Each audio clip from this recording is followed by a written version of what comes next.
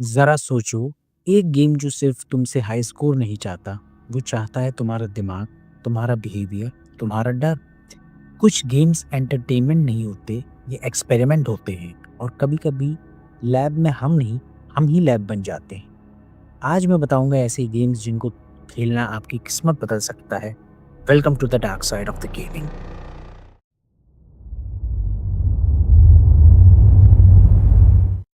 List में हमारा पहला गेम है जिसका नाम है पॉलीबियस।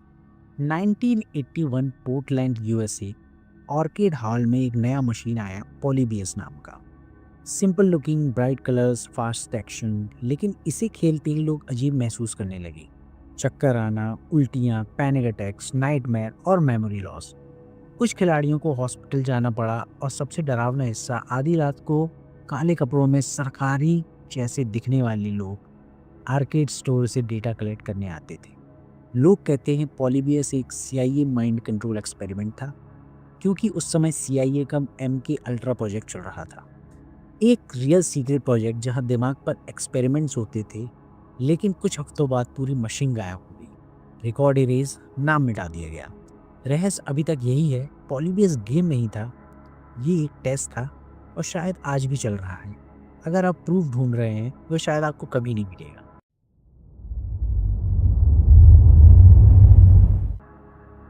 लिस्ट में हमारे दूसरे गेम का नाम है the Sad Satan. 2015 Oscar horror corner नाम के एक यूट्यूब चैनल को एक अजीब सी फाइल मिली जिसका नाम था सैड सेटन। कहा गया कि ये गेम डार्क वेब से आई है। गेम में कोई मॉन्स्टर नहीं, कोई जंपस्केयर नहीं, लेकिन हर 5 सेकंड में ऐसा लगता था जैसे स्क्रीन के पीछे कोई खड़ा। कॉरिडोर्स अंतहीन थे, वॉल्स पर वियर्ड सिंबल्स, डिस्टर्बिंग साउंड्स जैसे बच्चे चिल्ला रहे हों या कोई मर रहा हो या कोई आपको देख रहा हो। कुछ ऑडियो को डिकोड किया गया तो उनमें सीरियल किलर्स के स्पीचेस, टॉर्चर रिकॉर्डिंग्स और चाइल्ड अब्यूज विक्टिम्स की आवाज़ें मिली। और जो लोग इसे खेलते थे उनके कंप्यूटर में खुद ब खुद मलिशियस फाइल्स इंस्टॉल होने लगती थी, जिन्हें डिलीट करने की कोशिश करो तो वो और मल्टीप्लाई हो जाती थी।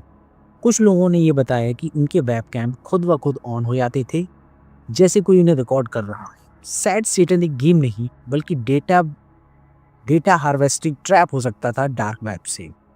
आपने खेला या नहीं, ये आप मुझे कमेंट में बता सकते हैं।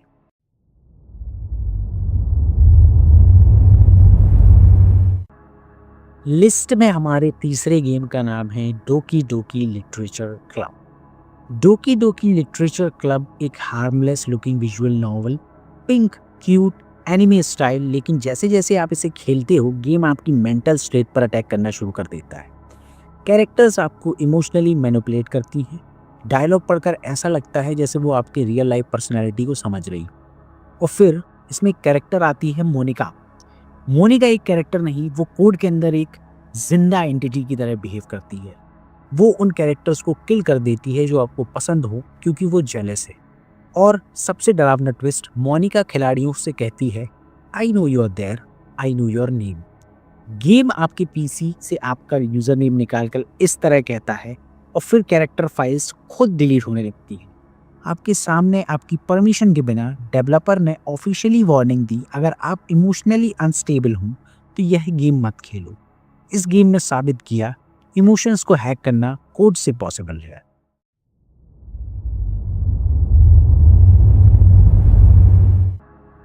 लिस्ट में हमारा चौथा और आखिरी गेम है इनक्रिप्शन। इनक्रिप्शन एक कार्ड गेम है, लेकिन देखने वाले को ऐसा लगता है जैसे इसके सिंबल्स नहीं बल्कि सीक्रेट्स है। गेम आपकी पीसी नेम, सिस्टम फाइल्स और गेम हिस्ट्री को स्कैन करता रहता है, फिर उस डेटा को स्टोरी में यूज़ करता है ताकि आपको लगे आप स्टोरी का हिस्सा नहीं, आप ही स्टोरी है। यह गेम आपके चॉइसेस को नहीं पढ़ता, यह आपकी ऑनलाइन सर्च, आपकी आदतें, आपका डर और आपकी मेमोरी पैटर्न्स को पढ़ता है। यह एक मोमेंट में आपको एक ऐसा रेफरेंस दे देगा जो खुद के बारे में आप सिर्फ खुद ही जानते हैं। यह धीरे धीरे उस प्लेयर को डिकोड करता जाता है। तो इंक्रिप्शन आपको खेलते खेलते आपको खुद ही पढ़ने लगता है। दोस्तों, गेम सिर्फ खेलने के लिए नहीं होते, कभी कभी गेम आपको खेलते हैं। कुछ एंटरटेनमेंट, कुछ एक्सपेरिमेंट्स, कुछ साइकोलॉजिकल ट्रैप्स और कुछ शायद डार्क वेब प्रैंक्स नहीं, डार्क वेब हंट्स होते हैं। सो नेक्स्ट टाइम जब आप प्ले दबाएं, सोच लेना आप खेल रहे हो या आपको खेला जा रहा है।